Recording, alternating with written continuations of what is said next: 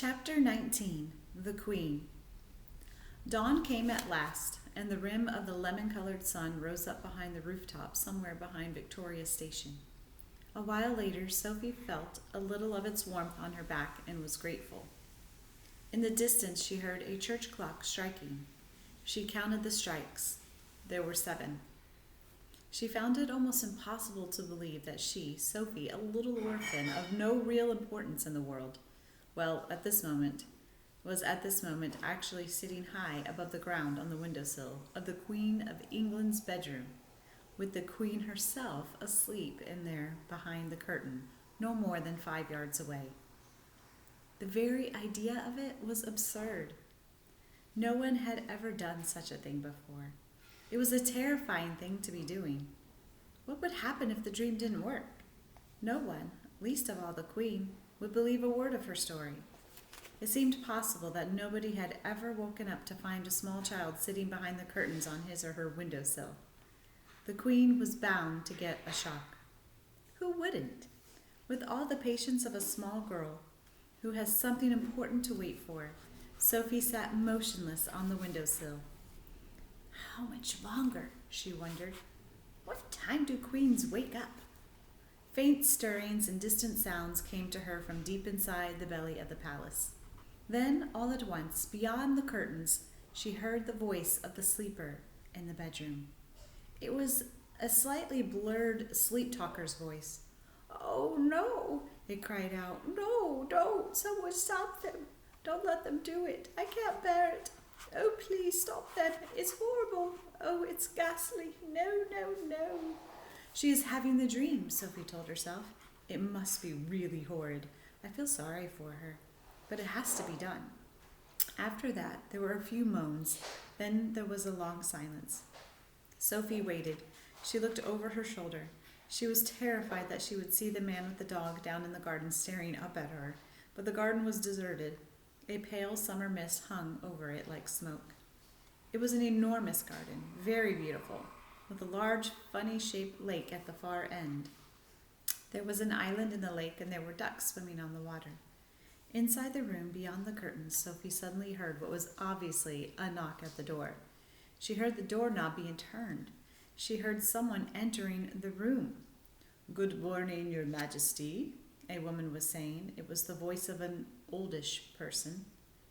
There was a pause, and then a slight rattle of china and silver. "Will you have your tray on the bed, ma'am, or on the table?" "Oh, Mary, something awful has just happened." This was a voice Sophie heard many times on the radio and television, especially on Christmas Day. It was a very well-known voice. "Whatever is it, ma'am?" "I just had the most frightful dream. It was a nightmare. It was awful." "Oh, I'm sorry, ma'am, but don't be distressed. You're awake now, and it'll go away. It was only a dream, ma'am." "Do you know what I dreamt, Mary?" "I dreamt that girls and boys were being snatched out of their beds at the boarding school, and they're being eaten by the most ghastly giants. The giants were putting their arms in through the dormitory windows and plucking the children out with their fingers. One lot from a girls' school and another from a boys' school. It was all so vivid, Mary. It was so real." There was a silence. Sophie waited. She was quivering with excitement. But why the silence? Why didn't the other one, the maid, why didn't she say something? What on earth's the matter, Mary?" the famous voice was saying. There was another silence. "Mary, you've gone as white as a sheet. Are you feeling ill?" There was suddenly a crash and a clatter of crockery, which could only have meant that the tray the maid was carrying had fallen out of her hands. "Mary," the famous voice was saying sharply, "I think you'd better sit down at once. You look as though you're going to faint. You really mustn't take it so hard just because I've had an awful dream." That is the reason, ma'am." The maid's voice was quivering terribly. "Then for heaven's sake, what is the reason?" "I'm very sorry about the tray, ma'am." "Oh, don't worry about the tray, but what on earth was it that made you drop it? Why did you go white as a ghost all of a sudden? You haven't seen the papers yet, have you, ma'am? No, what do they say? Sophie heard the rustling of a newspaper as it was being handed over. It's like the very dream you had in the night, ma'am. Rubbish, Mary. Where is it? On the front page, ma'am. It's the big headlines. Great Scott! Cried the famous voice. 18 girls vanished mysteriously from their beds at the Rhodean school. 14 boys disappear from Eton. Bones are found underneath dormitory windows. Then there was a pause, punctuated by gasps from the famous voice, as the newspaper article was clearly being read and digested.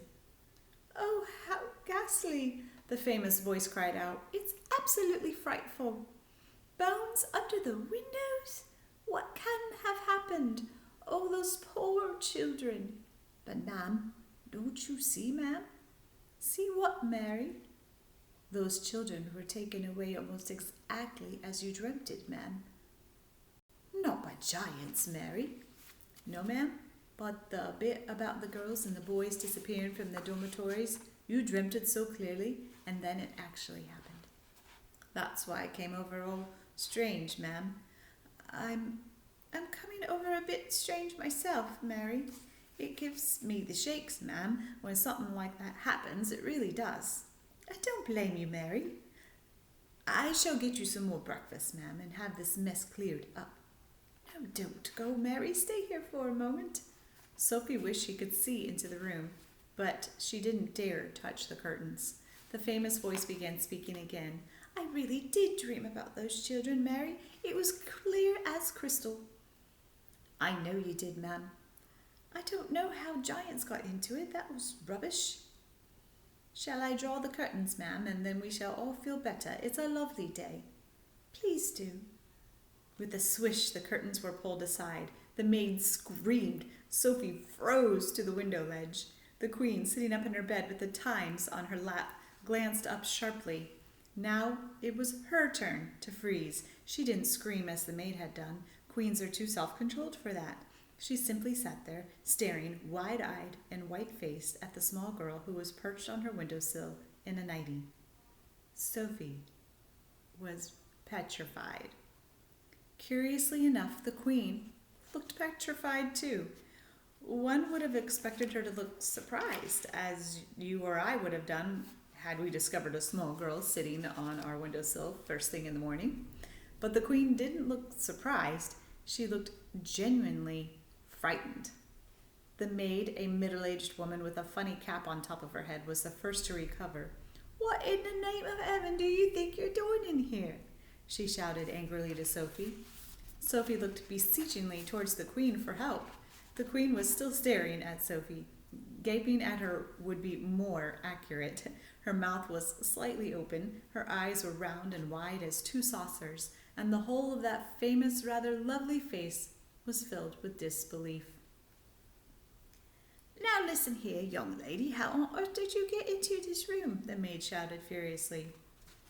I don't believe it, the Queen was murmuring. I simply don't believe it. I'll take her out, ma'am, at once, the maid was saying. No, Mary, don't do that. The Queen spoke sharply so the maid was quite taken back. She turned and stared at the Queen. What on earth had come over her?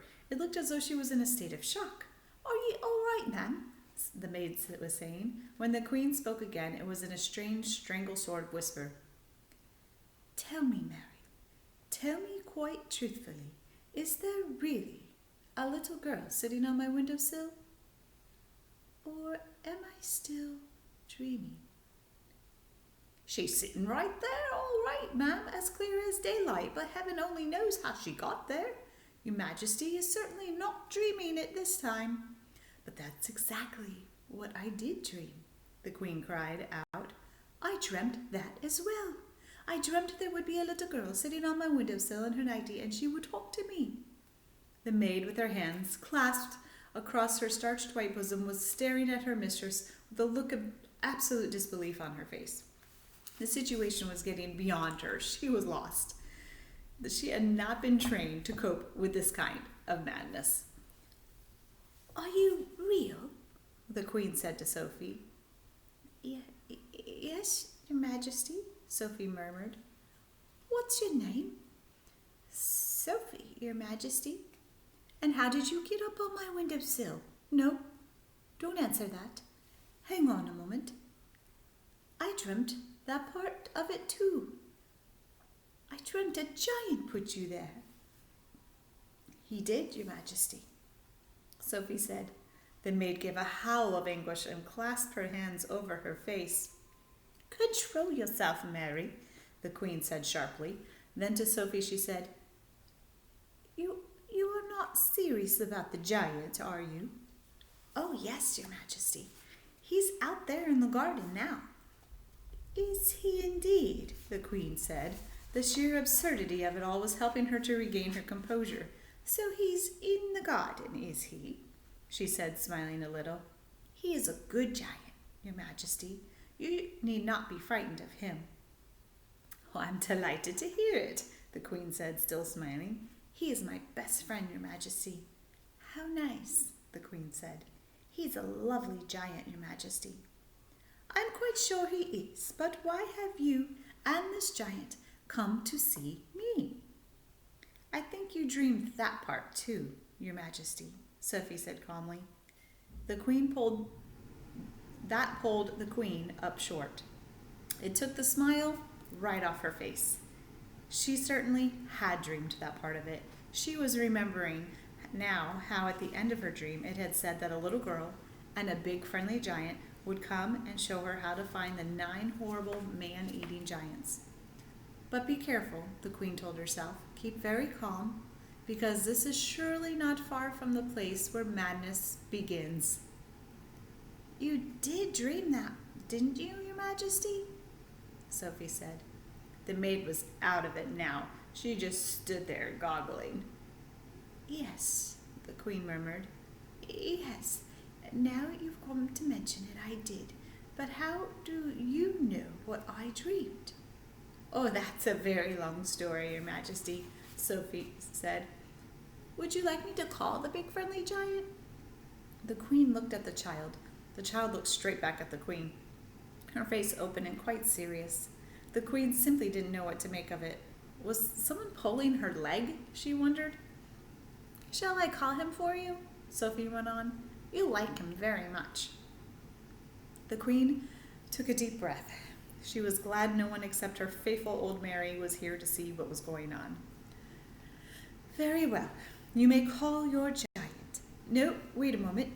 Mary, pull yourself together and give me a dressing gown and slippers." The maid did as she was told. The Queen got out of bed and put on a pale pink dressing gown and slippers.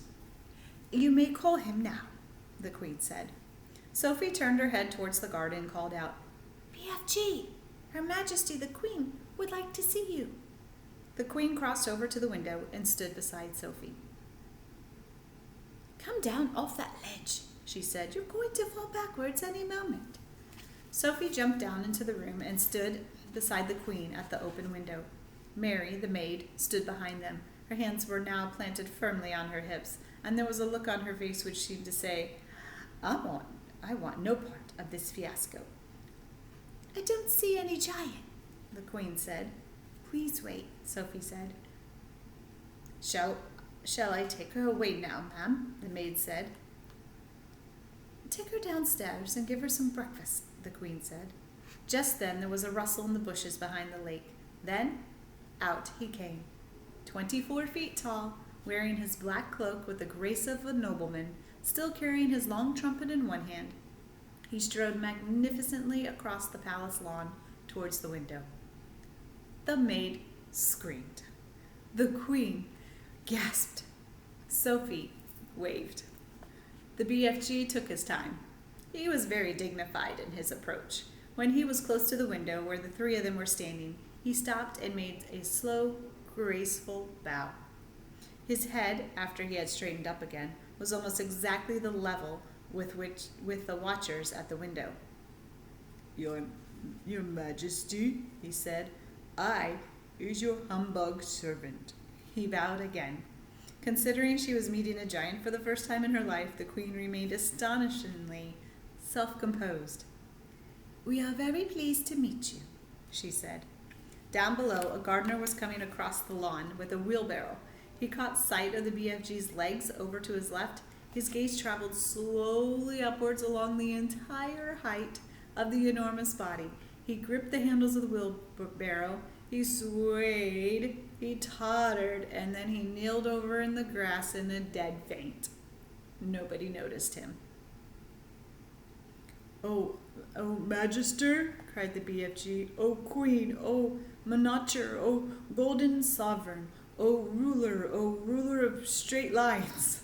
Oh, Sultana, I has come here with my little friend Sophie to give you a..." The BFG hesitated, searching for the word. "To give me a what?" the Queen said. "Assistance," the BFG said, beaming. The Queen looked puzzled. He sometimes speaks a bit funny, Your Majesty. He never went to school." "Then we must send him to school," the Queen said. "We have some very good schools in this country." "I have great secrets to tell Your Majesty," the BFG said. "I should be delighted to hear them," the Queen said, but not in my dressing gown."